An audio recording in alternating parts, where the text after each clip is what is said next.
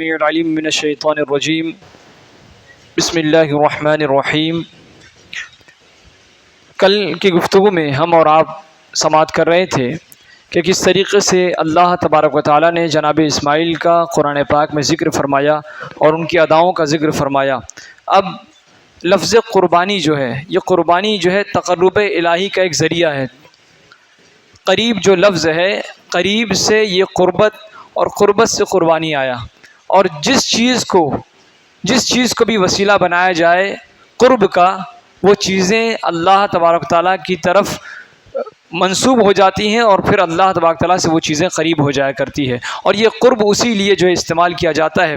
حضرت ابراہیم علیہ السلام نے ہجرت کے بعد بیٹے کے لیے دعا کی تھی کہ اے پروردگار مجھے نیک اولاد عطا فرما، اور آپ کی وہ دعا تھی کہ الہی مجھے نیک اور لائق اولاد عطا فرما۔ تو ہم نے اللہ تبارک تعالیٰ نے جیسے ہی جناب ابراہیم کی وہ دعا کو سنا تو فرمایا کہ قرآن پاک میں اللہ تبارک تعالیٰ نے اللہ تبارک تعالیٰ ارشاد فرماتا ہے کہ تو ہم نے اسے خوشخبری سنائی ایک بردبار لڑکے کی، ایک عظیم الشان لڑکے کی۔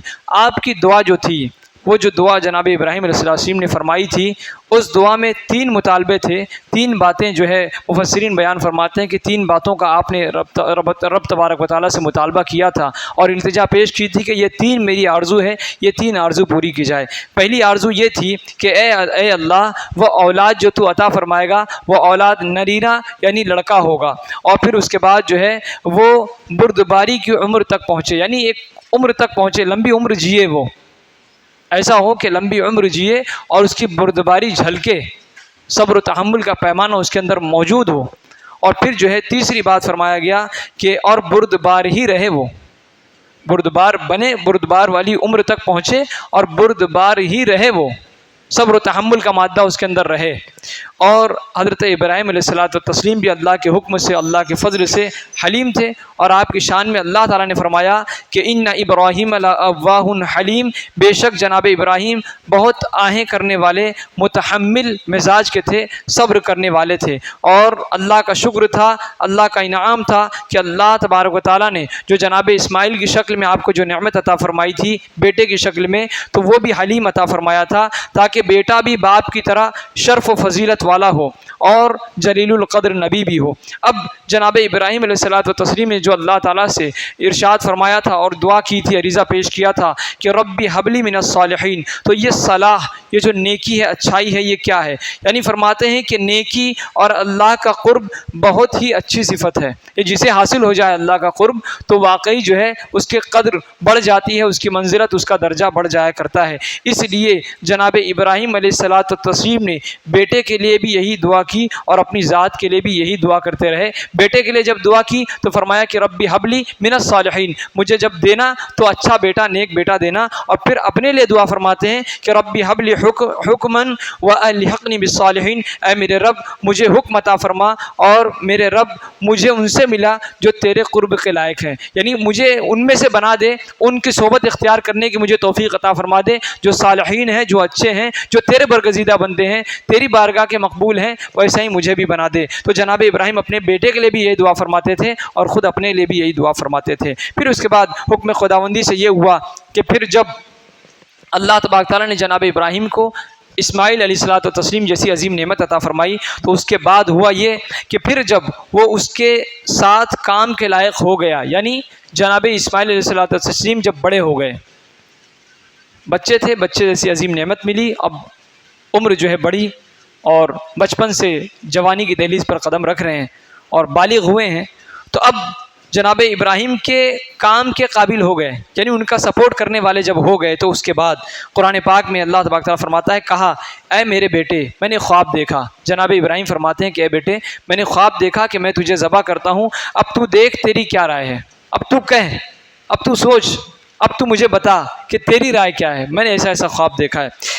تو اب برجستہ جناب اسماعیل علیہ السلام کا جواب تھا، فرماتے ہیں کہ اے میرے والد، اے میرے باپ، کیجئے جس بات کا آپ کو حکم ہوتا ہے، آپ کو جس بات کا اللہ تعالیٰ نے حکم دیا ہے وہ کام آپ کیجئے، آپ اس میں جو ہے چو چرا مت کیجئے، سوچئے مت، بلکہ وہ کام کیجئے۔ خدا نے چاہا تو قریب ہے کہ آپ مجھے صابر پائیں گے۔ فرماتے ہیں کہ اگر اللہ تعالیٰ چاہا تو ضرور جو ہے مجھے صبر کرنے والا پائیں گے، اللہ کے حکم سے میں عدولی نہیں کروں گا، اللہ کے حکم سے ٹلنے والا نہیں ہوں، بالکل اللہ کا جو حکم ہے وہ آپ کیجئے۔ اب اس کے بعد مفسرین بیان فرماتے ہیں کہ جناب اسماعیل علیہ الصلوۃ والتسلیم کی اس وقت عمر کیا تھی۔ مفسرین کا اس وقت کا جو ارشاد ہے، قول ہے، بیان فرماتے ہیں کہ قال بعضهم كان في ذلك الوقت ابن 13 سنہ، فرماتے ہیں کہ بعض اہل علم کا قول ہے کہ ذبح کرنے کا جو واقعہ جناب ابراہیم اور جناب اسماعیل کے درمیان میں جو پیش آیا، اس وقت جناب اسماعیل علیہ الصلوۃ والتسلیم کی عمر کریمہ جو ہے 13 سال تھی، 13 سال کے تھے اس وقت۔ اب ہوا یہ کہ اللہ تبارک تعالیٰ جو ہے، امتحان تو بہت سارے لوگوں سے لیا جاتا ہے، لیکن اللہ تبارک تعالیٰ کا امتحان جو ہے وہ مخصوص لوگوں سے ہوتا ہے۔ امتحان کی الگ الگ کیٹیگری ہوتی ہے۔ امتحان دنیاوی طور پر امتحان لیا کیوں جاتا ہے؟ ٹیسٹ لیا جاتا ہے تاکہ یہ سمجھا جائے کہ بچہ، اسکول میں ٹیسٹ اس لیے لیا جاتا ہے کہ بچہ اس کلاس کے لائق ہے کہ نہیں، اور پھر اس کی آگے کی جو پوزیشن ہے کیا درست ہے کہ نہیں۔ مثال کے طور پر کسی کو بی اے پڑھنا ہے تو بی اے پاس کرنا ہوگا، اور بی اے پاس کرنے کے لیے امتحان لکھنا ہوگا۔ امتحان کی کامیابی کے بعد جو رزلٹ ملے گا وہ اس بات کا ڈکلیریشن ہوگا، اس بات کا فیصلہ ہوگا کہ یہ بی اے کا مجاز ہے، اس نے بی اے کیا ہوا ہے۔ تو اس طریقے سے اللہ تبارک تعالیٰ کی ابھی ایک نظام ہے، نظام قدرت ہے کہ اللہ تبارک تعالیٰ بھی امتحان لیتا ہے۔ چونکہ پہلی آیت کریمہ میں یہ ذکر ہوا کہ اللہ تعالیٰ نے حضرت ابراہیم علیہ الصلوۃ والتسلیم کو حلیم بیٹے کی بشارت دی۔ اب امتحان سے لے کر اسے واضح کر دیا گیا کہ وہ بیٹا کتنا عظیم، صابر اور بردبار بیٹا ہے، آپ کو رب تعالیٰ نے جو عطا فرمایا ہے، جس نے اتنے بڑے امتحان کو صبر اور خندہ پیشانی سے پاس کیا۔ یعنی اللہ تبارک تعالیٰ جو ہے بیٹا تو دیا، امتحان بھی لے کر دکھلایا کہ جس بیٹے کو ہم نے دیا ہے وہ اس قدر ایسا ویسا بیٹا نہیں ہے، بلکہ جو ہم نے تم سے کہا تھا کہ بردبار، صابر اور اچھا اور خندہ پیشانی کے ساتھ اللہ کے امتحان میں کامیاب ہو جائے گا، اسی نوعیت کا یہ بیٹا ہے۔ اس طریقے سے پھر اس کے بعد اب ہوا یہ کہ بات چل رہی تھی کہ جناب اسماعیل علیہ السلام کو اللہ کے حکم پر جناب ابراہیم علیہ السلام ذبح کرنا چاہتے تھے، اور یہ بات تو طے تھی کہ ذبح ہونا ہے، لیکن ذبح ہونا تھا یا اس کے ذریعے سے اللہ تبارک تعالیٰ پوری دنیا کو کوئی الگ ایک قانون دینا چاہتا تھا، اللہ تبارک تعالیٰ پوری دنیا کے سامنے قربانی جیسا اہم تصور پیش کرنا چاہتا تھا، یہ اس کے اندر مقصد پوشیدہ تھا۔ اب اس قربانی کے پیچھے کیا راز تھا، اس خواب کو بیان کیا جا رہا ہے۔ 7 ذی الحجہ کے 7 دن گزر جانے پر رات میں جناب ابراہیم علیہ السلام کو خواب دکھایا گیا۔ کہنے والا کہہ رہا تھا کہ بے شک اللہ تعالیٰ تمہیں بیٹا ذبح کرنے کا حکم دیتا ہے۔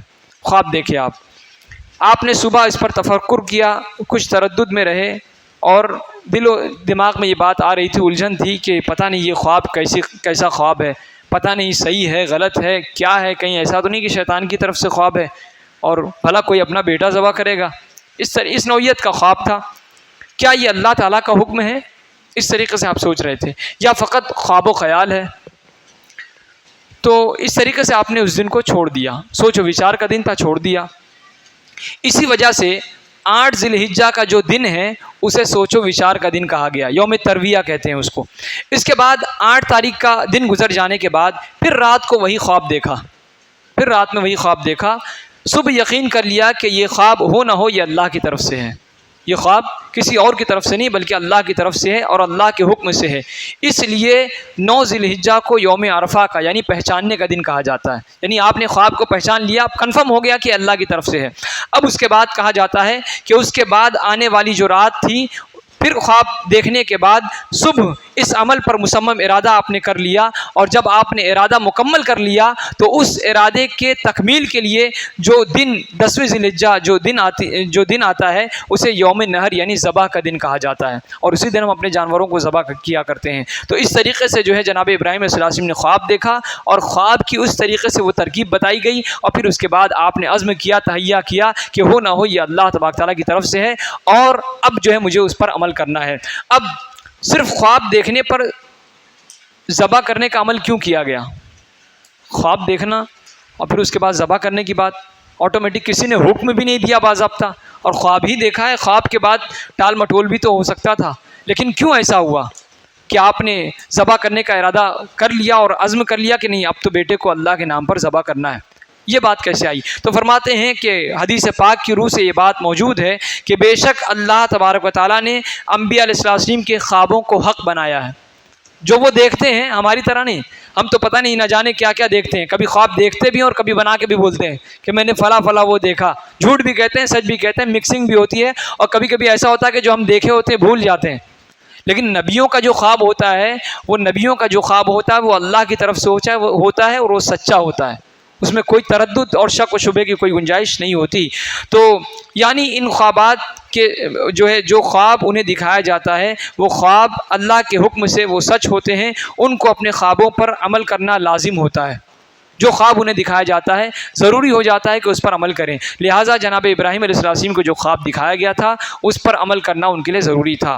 اب انبیاء علیہ السلام کو جو خواب نظر آتے ہیں، خواب دکھائے جاتے ہیں، وہ 3 قسموں پر ہوتے ہیں، 3 طرح کے ہوتے ہیں۔ ایک وہ خواب ہوتا ہے جو بعین ہی واقع ہو، یعنی خواب دیکھا اور خواب ہو بہو ویسا ہی ہو، جیسا دیکھا تھا ویسا ہی ہو۔ جیسے کہ حضور علیہ الصلوۃ والتسلیم نے مدینہ طیبہ میں خواب دیکھا کہ آپ اپنے صحابہ کے ساتھ مکہ مکرمہ تشریف لائے اور اصحاب رسول اللہ نے سر منڈوائے یعنی بال کٹوائے، اور کچھ لوگوں نے بال جو ہے وہ تحلیق کروائے یعنی ٹکلا کروائے، اور آپ کا یہ خواب 1 سال بعد اسی طریقے سے سچا ہوا جیسا دیکھا تھا۔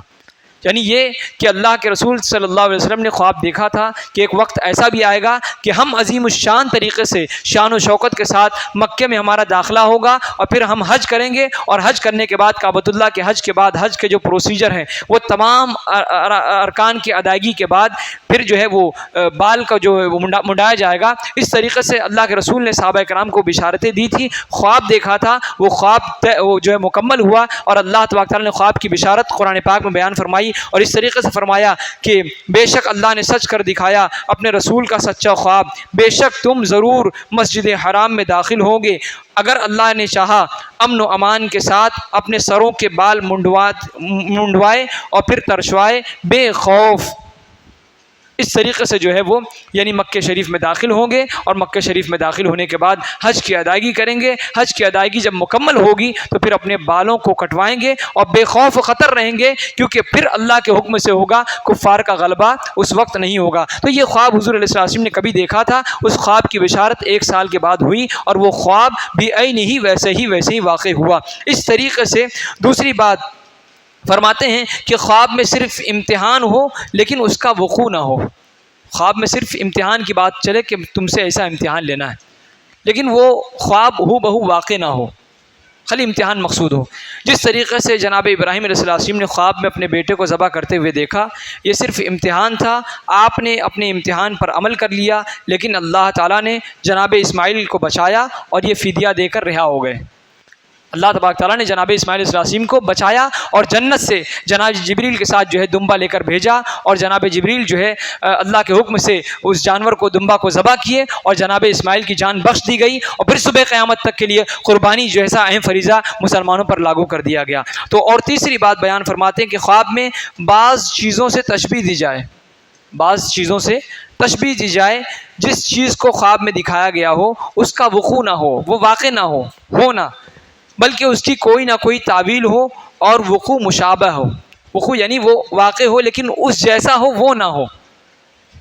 سمجھ رہے ہیں بات کو؟ جیسے حضرت یوسف علیہ السلام کا خواب بیان فرماتے ہیں کہ یوسف علیہ السلام بچپن میں تھے، چھوٹے سے تھے، اور خواب دیکھا آپ نے۔ خواب یہ دیکھا کہ 11 ستارے اور چاند اور سورج آپ کو سجدہ کر رہے ہیں۔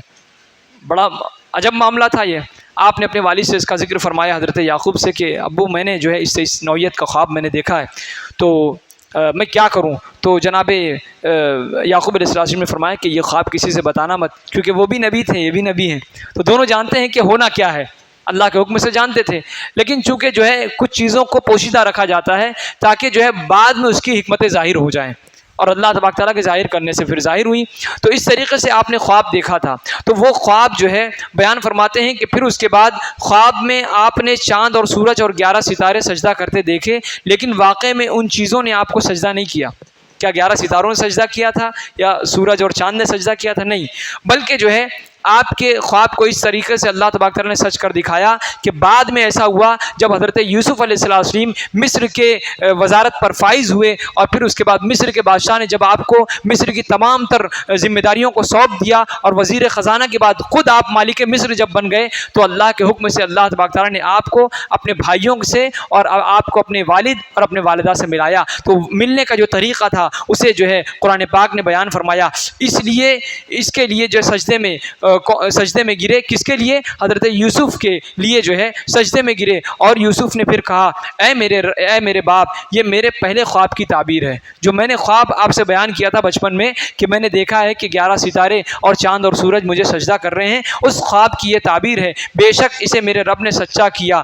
ماں باپ خواب میں چاند اور سورج کی شکل میں دکھائے گئے اور 11 بھائی 11 ستاروں کی صورت میں. خواب سچا ہوا کہ سب نے آپ کو سجدہ تعظیمی کیا. اس وقت آپ مصر کے بادشاہ تھے. سجدہ تعظیمی جائز تھا اس وقت, اور جو پچھلی شریعتوں میں جائز تھا, دیگر نبیوں کی شریعتوں میں سجدہ تعظیمی جائز تھا. لوگ ادباً احتراماً سجدہ کیا کرتے تھے. کوئی اپنے بادشاہ کو سجدہ کر رہا ہے, کوئی ماں باپ کو سجدہ کر رہا ہوتا, کوئی اپنے بزرگوں کو سجدہ کر رہا ہوتا اور کوئی نبیوں کو سجدہ کر رہا ہوتا. اس وقت سجدہ تعظیمی جائز تھی. لیکن شریعت محمدیہ میں یہ سجدہ جو ہے وہ سجدہ تعظیمی بھی حرام قرار دیا گیا. اور بعد کے جو نبی آئے ان میں متفقہ طور پر یاد رہے کہ عبادت کا سجدہ ہر نبی کی شریعت میں ہمیشہ جو ہے منع رہا اور ہر دور میں یہ منع ہے. صبح قیامت تک یہ منع رہے گا کہ اللہ کے بغیر کسی کو سجدہ جائز نہیں ہے. عبادت کا سجدہ تو جائز ہی نہیں ہے. تعظیم کا سجدہ پہلے کسی نبیوں کے دور میں رہا لیکن حضور علیہ السلام کے دور میں یہ سجدہ تعظیمی بھی ختم کر دیا گیا. اس طریقے سے بے شمار باتیں آپ وقتاً فوقتاً انشاءاللہ سماعت کرتے رہیں گے. آگے جو ہے حضرت ابراہیم علیہ السلام اپنے بیٹے سے اب مشورہ کرتے ہیں کہ مجھے یہ ایسا حکم دیا گیا ہے, میں کیا کروں. اس کی پوری تفاصیل انشاءاللہ آپ کی خدمت میں پیش کی جائیں گی. اللہ تبارک تعالی ہم سب کو نیکیوں کی توفیق عطا فرمائے. دوران گفتگو جو بھی خطا ہوئی پروردگار مجھے معاف فرمائے. استغفر اللہ ربی من کل ذنب واتوب الیہ. الحمد للہ رب العالمین. اللهم صل على سیدنا و مولانا محمد مبارک وسلم صلاة و سلاما علیک یا رسول اللہ صلی اللہ تعالی علیہ وسلم. مالک بادشاہ کریمہ کارسازہ پروردگار عالم, جو حق نیک جائز باتیں کہیں سنی گئی ان تمام پر ہم سب کو عمل کی توفیق عطا فرما. برائیوں سے بچا, نیکیوں کی توفیق عطا فرما. اچھا سچا نیک مسلمان بن کر زندگی گزارنے کی توفیق عطا فرما. یہ عشرہ رحمت ہے پروردگار عالم, اس کی رحمتوں سے ہم سب کو مالا مال فرما. ہمارے دلوں میں جو بھی انفرادی طور پر تمنائیں ہیں تمام تر جائز تمناؤں کو, مرادوں کو, التجاؤں کو پورا فرما. تجھے فضل کرتے نہیں لگتی بار, نہ ہو تجھ سے مایوس امیدوار. ان اللہ و ملائکتہ یصلون علی النبی یا ایھا الذین آمنوا صلوا علیہ وسلموا تسلیما. اللهم صل علی سیدنا و مولانا محمد مبارک وسلم صلاة و سلاما علیک یا رسول اللہ صلی اللہ تعالی علیہ وسلم. سبحان ربک رب العزة عما یصفون وسلام علی المرسلین والحمد للہ رب العالمین.